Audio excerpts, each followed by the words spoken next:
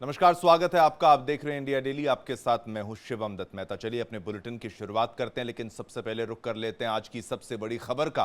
बड़ी खबर आपको बता दें, कनाडा सरकार की रिपोर्ट में बड़ा कबूलनामा सामने आया है। बड़ा कबूलनामा।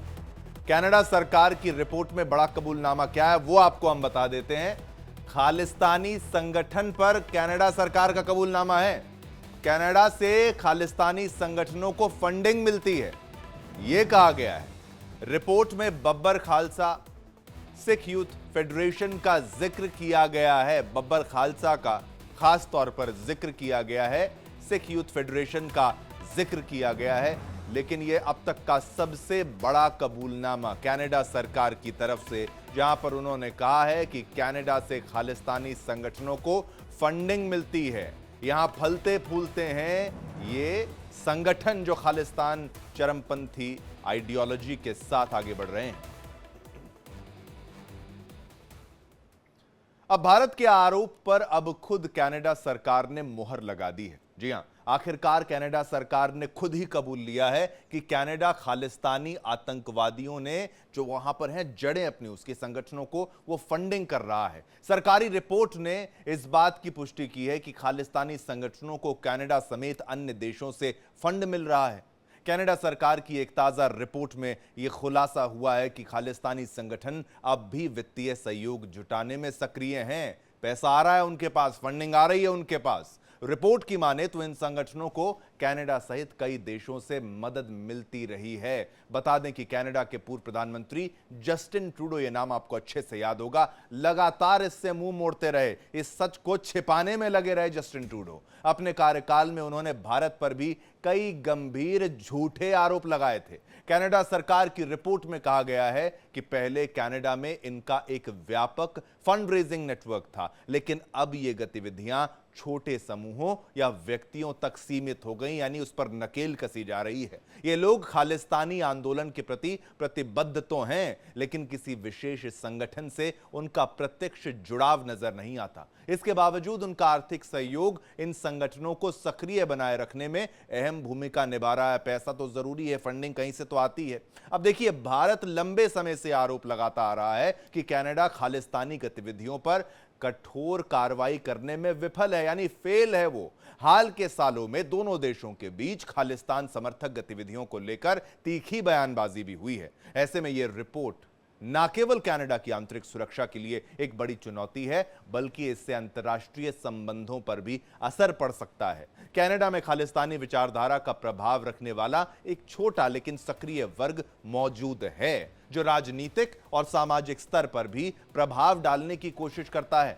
खालिस्तानी उग्रवाद का जिक्र ऐसे समय में हुआ है जब कनाडा और भारत के रिश्तों में धीरे धीरे सुधार देखने को मिल रहा है। लेकिन अब देखना होगा कि कनाडा सरकार की इस रिपोर्ट का भारत कनाडा के रिश्तों पर क्या असर पड़ेगा। इसी के लिए एक्सपर्ट्स भी हमारे साथ जुड़ेंगे, सवाल भी हम उनसे पूछेंगे। लेकिन आपको बता देते हैं पहले कनाडा की खुफिया रिपोर्ट में क्या है और फंडिंग कहां से होती है, यह खुलासा किस कदर हुआ है, उसके बारे में हम आपको बताते हैं। कनाडा सरकार का बड़ा कबूलनामा, आप जान लीजिए क्या कुछ है इसमें। देखिए, उन्होंने की तरफ से यह कहा गया खालिस्तानी उग्रवादियों को कनाडा से फंडिंग ये मिलती थी उनको। ये आप समझ लीजिए, आप इस बोर्ड के माध्यम से समझ लीजिए, खालिस्तानी उग्रवादियों को कनाडा से फंडिंग मिलती है। अब आपको बताते हैं और क्या। कनाडा की इंटेलिजेंस ने ये कई ट्रांजैक्शंस हैं वो पकड़ भी लिए हैं कि भाई ट्रांजैक्शंस जो हुए हैं। अब कनाडा के साथ कई और देशों से बड़े पैमाने पर फंड रेजिंग यानी पैसा जुटाया गया है। पैसा, फंड रेजिंग। रिपोर्ट में बब्बर खालसा सिख यूथ फेडरेशन का जिक्र किया गया, बब्बर खालसा दल का खास तौर पर। ये तो वो संगठन है कि जो खालिस्तानी प्रोपेगेंडा आइडियोलॉजी को आगे बढ़ाने का प्रयास कर रहे हैं। मुद्दा आपको अच्छे से समझा दिया, स्टोरी आपको हम समझा दी। आपको लेकर चलते हैं अपने मेहमानों के पास, एक्सपर्ट्स की राय जानते हैं, उनसे समझने का प्रयास करते हैं कि ये रिपोर्ट से कितना बड़ा खुलासा जो हुआ है उसका असर भारत और कनाडा के रिश्तों पर कितना पड़ने वाला है। क्या ये सुधरेंगे या खराब होंगे, या जो भी इनकी राय रहेगी। स्वागत करना चाहूंगा कमांडर सुदर्शन चक्रपाणी जी का, रिटायर्ड रक्षा विशेषज्ञ। जैन सर, बहुत बहुत धन्यवाद, आपने अपना कीमती वक्त निकाला। और साथ ही साथ major Ashish Chaturvedi ji, retired defence expert. Jain sir, आपका भी बहुत बहुत शुक्रिया अपना कीमती वक्त निकालने का। सबसे पहला प्रश्न मेरा चक्रपाणी साहब आपसे रहेगा, इस रिपोर्ट को पॉजिटिवली देखा जाए? मुझे तो लगता है थोड़ा पॉजिटिवली देखना चाहिए कि भाई कम से कम खुलासे तो हो रहे हैं। अब गुरपतवंत सिंह पन्नू की जो तस्वीर हम आपको दिखा रहे हैं, ये ऐसे खतरनाक लोग हैं जो धरती पर हैं और भारत के खिलाफ प्रोपेगेंडा कर रहे हैं, और कनाडा इनके लिए एक अच्छी फर्टाइल जमीन थी। इनको अपनी जो नई खेप अगर तैयार करनी है, नए दुश्मन अगर तैयार करने भारत के विरोध में, लेकिन अब ये रिपोर्ट बहुत बड़ा खुलासा। चक्रपाणी जी। शिवम जी, सबसे पहले नमस्कार, जय हिंद, जय भारत। जय हिंद। देखिए शिवम जी, आपने जो शुरुआत में जो रिपोर्ट बताई है, ये रिपोर्ट में कोई नई चीज नहीं है जहां तक हमारा सवाल है। ये तो हम हमेशा जानते रहे हैं और ये आज की बात नहीं है, कई सालों से होता आ रहा है। आप देखिए, चाहे वो हमारे जो फार्मर ये वाला हुआ था, आंदोलन हुआ था, उसमें भी बब्बर खालसा का और गुरपंत सिंह पन्नू इन सब का हाथ है। आपको ये भी याद होगा कि जब हमारे रेड फोर्ट के ऊपर भी जो झंडे के साथ बदतमीजी की गई थी, वहां पे भी इनका हाथ था। कनाडा और कनाडा के साथ साथ इस तरह के कुछ देश ऐसे हैं जिन्होंने हमेशा ऐसी चीजों के ऊपर पर्दा डाला है, ये कहते हुए ये freedom of expression, freedom of speech है। वही कनाडा, जब उनके खिलाफ ट्रकर की स्ट्राइक हुई थी, वही जस्टिन ट्रूडो ने उनके खिलाफ जो जो कार्य किया था, वो अगर मैं बताऊं तो आपको लगेगा कि यार इससे तो हम हिंदुस्तान में बहुत ही कम हुआ था, हमने तो कुछ किया ही नहीं। तो ये तो एक साफ बात है। आप सही कह रहे हैं कि सही माने में जो है, ये बहुत हद तक हमें देखना चाहिए, एक पॉजिटिव डेवलपमेंट है। पॉजिटिव क्यों है? देखिए, हमारे बीच में, कनाडा और हमारे बीच में जो तनाव था या जो भी अनबन थी, प्रिडोमिनेंटली खालिस्तान और खालिस्तान के साथ साथ जो फंडिंग के साथ था। खालिस्तान की रेफरेंडम हुआ, वहाँ पे गुरुद्वारे का नाजायज इस्तेमाल करते हुए पैसे जुटाए जाते थे, ये सारी चीजें होती थी। यहाँ तक कि भारत सरकार के खिलाफ भी उन्होंने एक, है ना, जस्टिन ट्रूडो ने ये लालचन लगा दिया था कि आपने Canadian citizen, peaceful Canadian citizen की हत्या कनाडा के अंदर की है। कौन था वो सिटीजन? ये मत भूलिए, उसी सिटीजन के खिलाफ कनाडा में ही नो फ्लाई लिस्ट में उसका नाम था। बताइए। कनाडा ही उसके खिलाफ अपना सब कुछ कर रहा था।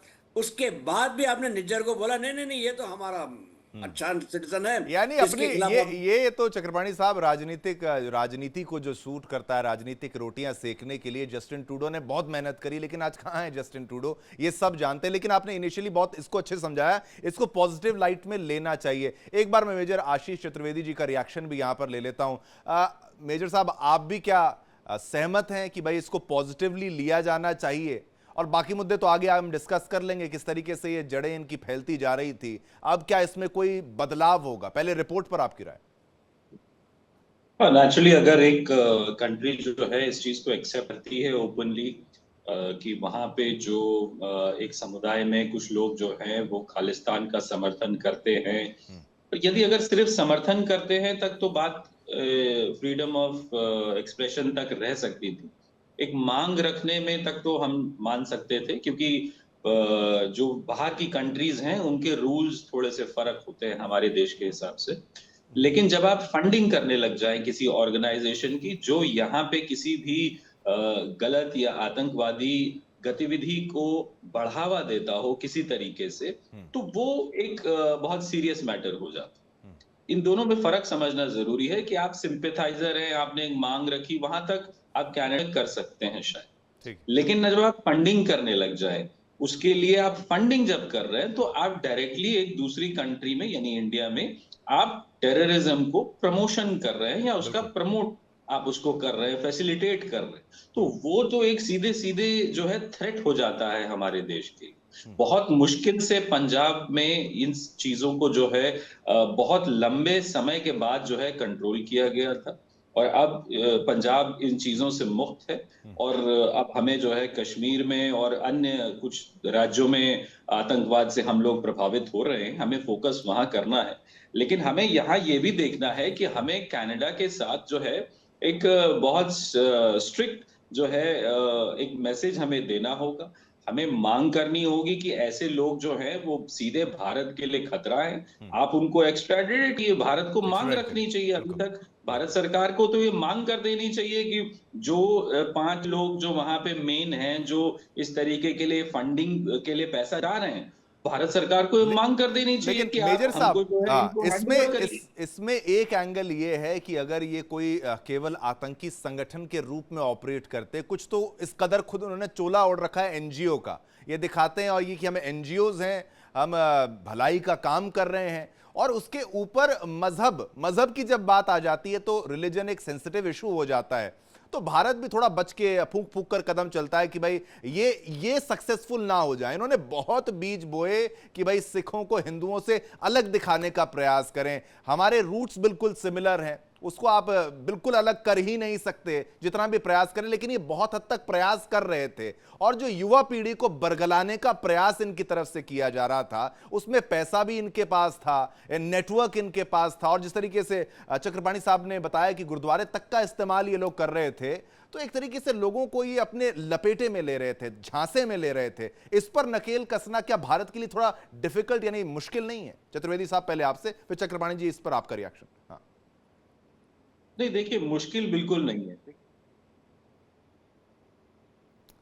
आपका ऑडियो म्यूट हो गया सर शायद। हाँ, नहीं, मेरा हाँ, ऑडियो अब ठीक बोलिए, है, अब बोलिए, हाँ म्यूट नहीं बोलिए, है। हाँ बोलिए बोलिए, अब आ रहा मैं है। ये कह रहा था कि इसके लिए एक स्ट्रांग विल चाहिए होती है।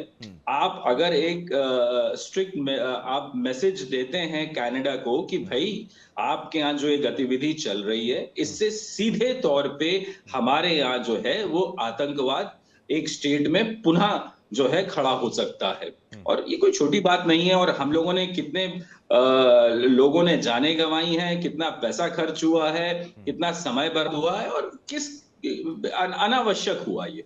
तो बहुत जरूरी है कि हम कनाडा को ये बिल्कुल स्ट्रिक्ट मैसेज दें बिल्कुल। कि भाई इस तरीके की जो फंडिंग करने वाले लोग हैं, हमको उनको एक्स्ट्राडिट करने की मांग रख देनी चाहिए, हमें उनके ऊपर प्रेशर हिट करना है, हमें हमें यूएन में इस चीज को उठाना है। लेकिन उसी के साथ साथ देखिए यहाँ ये भी जरूरी हो जाता है, एक चीज समझने की जरूरत है कि पूरे वर्ल्ड हो, चाहे कोई ऑर्गेनाइजेशन हो या किसी तरीके के मिलिटेंट ऑर्गेनाइजेशन हो, आज रिलीजन यानी धर्म ये सबके लिए एक बहुत अच्छा जरिया बना हुआ है। देश में राजनीति में भी उसका इस्तेमाल होता है, हम देख रहे हैं। तो कहीं ना इसका जो इस्तेमाल है वो अपने तरीके से हर कोई फायदा इसका होने का कर रहा है, लेकिन ये आम जनमानस को अपने को ज्यादा जागरूक रखना है कि भाई धर्म एक आस्था का विषय है, वो किसी आतंक, किसी राजनीति, किसी को, तो वो उन लोगों के फायदे के लिए, आपके फायदे के तभी लिए। तो मेजर साहब ये पंजाब की धरती से ये सब नहीं कर पा रहे, ये कनाडा से ऑपरेट कर रहे हैं, और जैसा कि आपने बताया वहां के रूल्स एंड रेगुलेशंस का फायदा उठाकर वो कर रहे हैं भारत विरोधी प्रोपेगेंडा। पंजाब में इनको जमीन नहीं मिल रही है।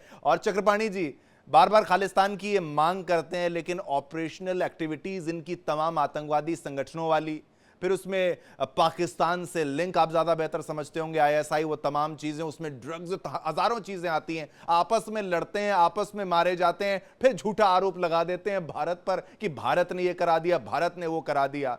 ये आपने बहुत सही शुरुआत में कहा था, ये रिपोर्ट कोई नई चीज नहीं है, तो बहुत पहले से इनको पता था। ये जो बॉम्बिंग्स हुई थी तभी से ये जाग जाना चाहिए था कनाडा को, तब तो ये सोए हुए थे। चक्रपाणी जी। शिवम जी बिल्कुल सही कह रहे हैं। ये मत भूलिए एयर इंडिया फ्लाइट की जो बॉम्ब जो उड़ाई गई थी, कनिष्क, हाँ। उसको हुए तो दशकों हो गए। जी। उस समय भी साफ जाहिर था कि वो सब कुछ वहां खालिस्तानियों ने स्टार्ट किया था और कनाडा की धरती से स्टार्ट हुआ था। तब से लेके आज तक हिंदुस्तान ने दसियों डोजियर दिए हैं, दसियों के किस्म के सबूत दिए हैं, एक्स्ट्राडिक्शन की मांग की है, सब कुछ किया है। यहाँ तक कि सारी जो भी हमने कोशिश की है वो विफल रही है। एक ही बेसिक वजह थी, वो थी जैसा आपने बिल्कुल सही कहा था शुरुआत में, पॉलिटिक्स। देखिए जस्टिन ट्रूडो की सरकार अगर चल रही थी तो वो चल रही थी सिर्फ एक छोटे से दल जिसके कुछ सदस्य थे उनके सपोर्ट के साथ, और ये सारे के सारे खालिस्तानी थे। यहाँ तक कि उन्होंने एक तरह, आप देखिए हिंदुस्तान और कनाडा के बीच में जब खटास शुरू हुई वो कब हुई थी? जब जस्टिन ट्रूडो अपने डिफेंस मिनिस्टर को इंडिया लेके आए, और उस समय हमने साफ कह दिया था देखिए ये खालिस्तानी है, इसको आप ना लाएं। उन्होंने जबरदस्ती लेके आए और वहीं से खटास शुरू हुई। ये तो बढ़ती चक्रपाणी रही। जी, जस्टिन ट्रूडो वो एक कहते हैं ना कठपुतली की तरह वो बिहेव कर रहे थे ज्यादातर, अगर आप देखा जाए तो उनकी जो हार आप कह लीजिए, जो बाहरी एक तरीके से गायब जो वो हो गए, उसका कारण भी तो यही रहा ना कि भाई उन्होंने ऐसे बिल्कुल। एलिमेंट्स को सपोर्ट किया जहां से वो सोच रहे थे कि मेरे को बहुत फायदा होने वाला है, लेकिन अंत में धोखा हो गया। देखिए, खालिस्तानी जो है वो तो किसी का सगा नहीं है, हम्म। ठीक है। खास करके मैं खालिस्तानी को मैं ये मान रहा हूँ कि वो टेररिस्ट हो रहे हैं, वो वही लोग की बात कर रहा हूँ, गुरपत सिंह पन्नू, यहाँ तक कि सिख फॉर जस्टिस भी इसी मामले में आ जाता है। ये उनका, आपने कहा नॉन प्रॉफिट ऑर्गेनाइजेशन और एनजीओ, एक साफ उदाहरण है कि उन्होंने नॉन प्रॉफिट ऑर्गेनाइजेशन किया, अच्छा काम भी किया, ये नहीं कहता कि अच्छे काम नहीं किए, वो दिखाने के लिए, मुखौटे के लिए अच्छे काम भी हो जाते हैं, लेकिन पीछे जो है, आप अगर पैसे के पीछे अगर आप चलेंगे, आपको हमेशा तार जुड़ते हुए दिखाई देते हैं जो टेररिस्ट ऑर्गेनाइजेशंस के साथ हैं। अब आते हैं बब्बर खालसा हो या गुरपत सिंह पन्नू हो, देखिए गुरपत सिंह पन्नू, बब्बर खालसा, खालिस्तानी, ये सारे के सारे कौन सी भाषा बोलते हैं? वही भाषा जो आईएसआई बोलता है, बुलवाता है। वही भाषा जो आईएसआई से निकलती है, वही अल्फाज उसी तरीके से अगर जो भी होता है वो उनको एम्पलीफाई करते हैं, और वो अपने नेटवर्क्स में के जरिए यही चीज करते हैं। कितने के हम लोगों ने हिंदुस्तान ने पंजाब में, और वो भी अब बहुत पुराना नहीं जाते हैं, पिछले कुछ महीनों में भी देखिए, ड्रग्स के ऊपर जैसे आपने नकेल खींचनी शुरू की, आपको ये सारी चीजें बाहर निकलनी शुरू हो गई। बिल्कुल। फिर ना यहाँ पे सिलसिला शुरू हो गया बॉम्बिंग का, पुलिस स्टेशन पे एक बॉम्ब डाल दिया, आपने दूसरे सिंगर को ना गोली से मार दिया, ये सारी चीजें वहीं से तो शुरू होती हैं। सबसे बुरा हाल हुआ था, या सबसे बुरी बात जो हुई थी, वो हमारे प्राइम मिनिस्टर की जो मोटरकेड थी, वो एक फ्लाईओवर के ऊपर फंस गई थी। हाँ, काफी देर तक फंसी रही। अब देखिए, वो एक बहुत बड़ा सिक्योरिटी ब्रीच है मेरे हिसाब से, बहुत डेंजरस चीज थी, ये कभी होनी नहीं चाहिए थी। हमारी एक समझ का गलती ये हम करते हैं, और हमेशा ये करते रहे हैं, कि हम इंटरनल सिक्योरिटी की तरफ उतना ध्यान नहीं देते, बिल्कुल। और यहाँ पे पॉलिटिक्स, हम अपनी ही पॉलिटिक्स को बीच में ले आते हैं, हम किसी और को क्या कहें। और बिल्कुल। इसीलिए जो हम एक एज अ डिफेंस पर्सनल होने के नाते भी जब मैं किसी रक्षा विशेषज्ञ या फिर किसी फौजी से बात करता हूं, तो वो कहते हैं कि बाहर का दुश्मन तो उसको तो हम बड़े आराम से संभाल लेंगे, उसको तो हमें गोली मारनी है, लेकिन जो देश के अंदर बैठे जो दुश्मन है, देश के अंदर बैठे जो गद्दार हैं, उनसे निपटना थोड़ा मुश्किल हो जाता है, क्योंकि बिल्कुल हूबहू हम जैसे लगते हैं, हम जैसे दिखते हैं, हमारे साथ उठते बैठते हैं, फिर भी धोखा देते हैं। ये बड़ा खतरनाक है। मेजर साहब, अब आपकी राय जरूरी है इस पर। आप कह रहे हैं भारत को अब एक्शन लेना चाहिए कि भाई इनको हमें आप या तो सौंपो, या फिर जो हम इतने लंबे समय से सबूत आपको दे रहे थे, लेकिन अभी त्वरित कार्रवाई क्या होनी चाहिए? और आपको लगता है कनाडा सपोर्ट करेगा, या फिर वहां पर बैठे ये दल इतनी आसानी से हार मान लेंगे कि भाई चलो एक रिपोर्ट आ गई तो अब ऑपरेट करना बंद करना पड़ेगा, कोई और रास्ता निकाल लिया जाएगा? देखिए, प्रेशराइज तो करना पड़ेगा। आप जब तक प्रेशराइज नहीं करेंगे, जब तक आप एक स्ट्रॉन्ग मैसेज, स्ट्रॉन्ग अप्रोच बहुत जरूरी होती है जब आप इस तरह की चीजों को डील करते हैं किसी भी राष्ट्र के लिए, क्योंकि वो आप एक पर्टिकुलर डिसीजन जब लेते हैं उसके बड़े दूरगामी परिणाम होते हैं। जैसे इजराइल को ले लीजिए, बाकी उसकी कंट्री से लड़ाई को छोड़ दीजिए, उसकी जो टेररिज्म लेकर के पॉलिसी है, नो नेगोशिएशन, यानी मतलब आप कोई भी किसी को किडनैप ले, इजराइल नेगोशिएट नहीं करता है, बात नहीं करता, वो कहता है जिसको मार दो, हमारे पास नहीं, हम उससे ज्यादा नहीं। तो आप जब एक स्ट्रॉन्ग मैसेज देते हैं, अभी आप देखिए कि हमें जो है कनाडा पे प्रेशराइज हमें करना है, उसे करना चाहिए, यूएन में उठाना चाहिए, उस चीज को हाईलाइट करना चाहिए। और दूसरी चीज आप यहाँ भी देखें ना कहीं लोग ये भी देखते हैं कि जब हमारे पास मौके थे टेररिज्म को दबाने के, तो कहीं ना कहीं हम उतने स्ट्रांग नहीं दिखे। आप याद करिए, जब हमारा प्लेन हाईजैक हो गया, उसको रोका जा सकता था यहाँ पे, लेकिन नहीं रोका गया, फिर हमें आतंकवादी छोड़ने पड़े। एक बार एक मिनिस्टर की लड़की को किडनैप किया, उसके बदले में आतंकवादी की रखी गई, हमने तब भी छोड़ दिया। तो जब एक लेकिन मेजर साहब, इतना सरल थोड़ी ना था वो, आप जो बात कर रहे हैं मिनिस्टर की बेटी वाला भी, वो तो बड़ा क्या होता है। हाँ, अगर आप जम्मू कश्मीर का बता रहे हैं, आप आतंक से डील कर रहे हैं, तो सरल नहीं होता है ना। सरल तो दुनिया में एक छोटी सी नौखाना या पान की दुकान चलाना भी सरल नहीं है। तो साहब, आप आतंकवाद से लड़ने जा रहे हैं, सरलता की बात करना तो कोई समझदारी नहीं होगी। You have to take strong measures, you have to take strong decisions, तभी आप एक। तो क्या इजराइल आपको लगता है बहुत आसान है कि वो 3-3 कंट्री से एक साथ है, लड़ रहा है? तो क्या वो आसान थोड़ी, वो तो बहुत छोटा है, दिल्ली जितना बराबर है, लेकिन लड़ रहा है। कौन सही है कौन गलत है मैं नहीं जा रहा, लेकिन आप ये चीज को देखिए कि अप्रोच क्या है। नतीजा होगा वो इररेलेवेंट है, वो बात की बात है, लेकिन जब अप्रोच ही एक सॉफ्ट हो जाएगी आपकी, तो फिर नेपाल जैसा देश भी आपकी जो है जमीन कब्जा लेगा और आप चुप बैठते हैं। नहीं सर, देखिए मेजर साहब, वैसे तो हमारा भी अप्रोच ये है कि नो नेगोशिएशन को हम भी ज्यादा टॉलरेट नहीं करते हैं, लेकिन at the end of the day हमें अपने लोगों की जान बचाना भी बेहद जरूरी है। वो मेरे से बेहतर तो आप दोनों समझते होंगे, लेकिन आपका पॉइंट जरूरी है थोड़ा और सख्त होना हर मामले को लेकर। लेकिन क्या हम सख्त नहीं थे? चक्रपाणी साहब, आपसे मुझे ये जानना है। सख्ती तो हमने दिखाई थी, लेकिन बार बार मैं इस एंगल को लाने का प्रयास कर रहा हूं कि इन्होंने मजहब का इस्तेमाल किया खालिस्तानियों ने, और जो इज्जत यहां पर सिख समुदाय की है और जो हिंदू समुदाय, सिख समुदाय, तमाम समुदाय, सभी की बात करता हूं, भारत में जो सम्मान है और प्रधानमंत्री नरेंद्र मोदी जी की तरफ से जो सम्मान दिया गया था, लेकिन एक खालिस्तानी प्रोपेगेंडा बीजेपी के विरुद्ध बहुत तगड़ा हुआ। अब ये 84 की बात करें, वो तमाम बातें करें, तो इस दौर में तो नहीं हुई थी, लेकिन आप किस पर दोष मढ़ रहे हैं? आप आरोप लगा रहे हैं प्रधानमंत्री मोदी पर। तो ये सब कुछ क्योंकि फेक था, ये नैरेटिव ज्यादा लंबे समय तक स्टैंड नहीं कर पाया मुझे लगता है। चक्रपाणी जी, लेकिन आपकी राय बहुत जरूरी है अप्रोच को लेकर, जो मेजर साहब ने कहा और उससे आगे भी। शिवम जी, जो मेजर चतुर्वेदी ने कहा है स्ट्रॉन्ग अप्रोच, वो बहुत जरूरी है, उसमें कोई शक नहीं है। आपने जो कहा कि हम लोग, देखिए अल्टीमेटली हम हिंदुस्तानी जो हैं काफ़ी हद तक इमोशनल हैं, और धर्म के मामले में हमको लगता है हम सर्वधर्म के सके उस राह पे चलते हैं। हमारे लिए देखिए, जैसा कहते हैं कि आत्मा से को परमात्मा से मिलना है, चाहे रास्ता कोई भी अपनाए। ये हमारा हमेशा दृष्टिकोण यही रहा है, और हमने इंसानियत के रूप में हमने बहुत कुछ किया है, चाहे भले ही हमारे खिलाफ हो गया हो या हमें उसका दुख झेलना पड़ा हो, वो अपनी जगह पे है। अब हमको जो असली चीज करनी है वो ये है कि देखिए, सेल्फ डिफेंस क्या कहलाती है आज की तारीख में। अगर आप आज की क्यों, कई साल, 100 साल पहले भी आप जाएंगे, जो भी कानून है वो यही कहता है, सेल्फ डिफेंस में अगर आपने दूसरे को मार भी दिया हो वो जायज हो जाता है। अब सेल्फ डिफेंस में आपको ये हमेशा रहा है कि पहले वो मारे फिर हम अपने आप को डिफेंड करेंगे। आपको ये थोड़ा प्रोएक्टिव की तरफ जाना पड़ेगा, क्योंकि आपके पास कोई ये इतनी, देखिए आज की दुनिया में बहुत तेजी से परिवर्तन हो रहा है, टेक्नोलॉजी बहुत ज्यादा बढ़ गई है, और डिस्ट्रक्टिव पावर भी बहुत ज्यादा है।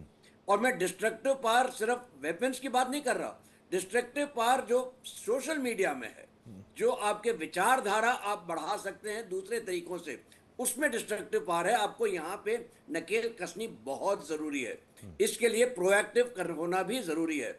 यहाँ पे मुझे लगता है कि हमें इंटरनल सिक्योरिटी की तरफ विशेष ध्यान देना चाहिए, और हम जो अलग कर देते हैं। एक आपने सोशल मीडिया की बात करी, मैं बार बार पन्नू का नाम इसलिए ले रहा हूं कि वो व्यक्ति एक ऐसे जहरीले सांप की तरह वो जहर उगलता है और वो धमकियां देता है मारने की, बॉम्ब करने की, हत्या करने की, और वो फिर बात करेगा कि हम लड़ रहे हैं खालिस्तान के लिए। ये कौन सी लड़ाई है? इतनी गंदी भाषा का इस्तेमाल करना, मतलब क्या उसका स्तर मैं आपको बताऊं। लेकिन फिर भी उनको प्रोटेक्शन है कहीं ना कहीं, कानून का फायदा कहिए या कुछ कह लीजिए, उसको लॉयर बोल दिया जाए, कुछ बोल दिया जाए, लेकिन विदेश की धरती में वो सेफ हैं अभी भी। यहां पर कहां चूक हो रही है? या फिर विदेशी जो ताकतें हैं, दूसरी जो देशों की भी अगर बात करें, तो क्या वो भारत के साथ उतना अच्छा रिश्ता नहीं रख रहे उस मामले में जहां पर ऐसे फ्रिंज एलिमेंट्स हैं? कम से कम उनको तो हमें सौंपा जाए। देखिए, इस मामले में जो मेजर चतुर्वेदी ने कहा था वो सही कहा था। हम किसी ना किसी तरीके से, हम थोड़ा सा जो हमारा रवैया, जो लोगों का रवैया हमारे तरफ, मतलब इजराइल की तरह कि हम सॉफ्ट सेफ है भारत की तरफ, वो सॉफ्ट स्टेट है, हम इनको मना लेंगे, फुसला लेंगे, हमारी बात वो मान लेंगे। ये अब बदल रहा है, और ये देखिए ऑपरेशन सिंदूर के बाद हमने जो दिखाया है, दृढ़ता जो दिखाई है, और उसके बाद जो हमने कह दिया है कि हमारे लिए टेररिज्म और टेररिज्म को प्रमोट करने वाले बिल्कुल बराबर होंगे। ये जो मैसेज है वो सिर्फ पाकिस्तान के लिए नहीं था, ये मैसेज था पूरे विश्व के लिए, और ये हमने साबित करना शुरू कर दिया है जिस तरह से हम अपने पैरों पे खड़े होके, और ट्रम्प के टैरिफ्स के तरफ के वहां पे भी नहीं झुके। इसका ये सारी चीजें जो नतीजा दिखा रही हैं, देखिए ये इंटरेस्टिंग डेवलपमेंट है कि अगर ये रिपोर्ट आई है तो आज क्यों आई है, अभी क्यों आई है। ठीक है। इसमें कोई ऐसी नई चीज तो नहीं है। आप रिपोर्ट पढ़िए, सारे के सारा डेटा पॉइंट्स जो बताते हैं वो पुराने हैं। तो अगर आज आई है तो एक तरीके से एक हमारी ये कूटनीतिक विजय भी आप मान सकते हैं इन ए वे, कि आपने इतना प्रेशर डाल रखा है कि वो दूसरे को भी एक रास्ता चाहिए कि मैं इसके ऊपर नकेल कर सकूं। वो रास्ता निकालने के लिए उसने ये रिपोर्ट निकाल दी पहले। नहीं कहीं और आप रिपोर्ट निकाल के कहेगा कि ये साहब देखिए रिपोर्ट आई, हम कुछ करेंगे। बिल्कुल बिल्कुल, ये कहीं आप जो पावर शिफ्ट की बात कर रहे हैं उसकी ओर तो इशारा नहीं कर रहे हैं कि भाई जो अभी अमेरिका की तरफ से जो हो रहा था, ये तमाम चीजें हो रही थी, उसमें हमारी डिप्लोमेसी कितनी काम आ गई, चाइना रशिया ये तमाम चीजें, क्या उस थॉट प्रोसेस पे आ सकते हैं? मेजर साहब आप हमें बताइए, क्या ये एक हमारी विक्ट्री का रास्ता हो रहा है, क्या हमारी फतेह यानी जीत का रास्ता ये निकलता हुआ नजर आ रहा है आपको, अगर ये चीजें हो रही हैं आज के दौर पर टाइमिंग के हिसाब से? देखिए, उसका रिपोर्ट का सार्वजनिक होना जाहिर सी बात, भारत की जो बात है उसको अगर कनाडा एक ओपन फोरम में यानी पब्लिक फोरम में एक्सेप्ट कर रहा है, तो जो हमारी कही हुई बात उसको माना जा रहा है। अब सवाल यह है कि यहाँ तक तो हमारी जीत है, लेकिन ये 50% काम हुआ कि उन्होंने ये मान लिया कि वहां पे ऐसी प्रेशर चीज तो हो रही बनाना है। पड़ेगा सर, है ना, प्रेशर तो बनाना हाँ, पड़ेगा। हाँ, क्योंकि हमारा मकसद वो उनके मानने नहीं है। हमारी जीत तब है कि जब ठीक। ऐसी गतिविधियों के वहां नकेल कसे या इन लोगों के खिलाफ वो काई करें या भारत को सौंपे, जिससे हम उनको भारत के कानून के तहत जो है ट्रायल ले जा सके। ठीक है, दोनों में से एक चीज सुनिश्चित करने की हमारी पूरी। बिल्कुल बिल्कुल। समय इतना ही था। बहुत बहुत शुक्रिया मैं करना चाहूंगा कमांडर चक्रपाणी जी आपका। हर बार की तरह अपने एक्सपर्ट ओपिनियन के लिए आप जाने जाते हैं, और मेजर आशीष जी आपकी ओपिनियन भी बेहद शानदार। बहुत बहुत धन्यवाद आप दोनों का। मुद्दा बेहद जरूरी था, चर्चा थी, कैसे खालिस्तान को लेकर कनाडा में क्या ये खुलासा हुआ है।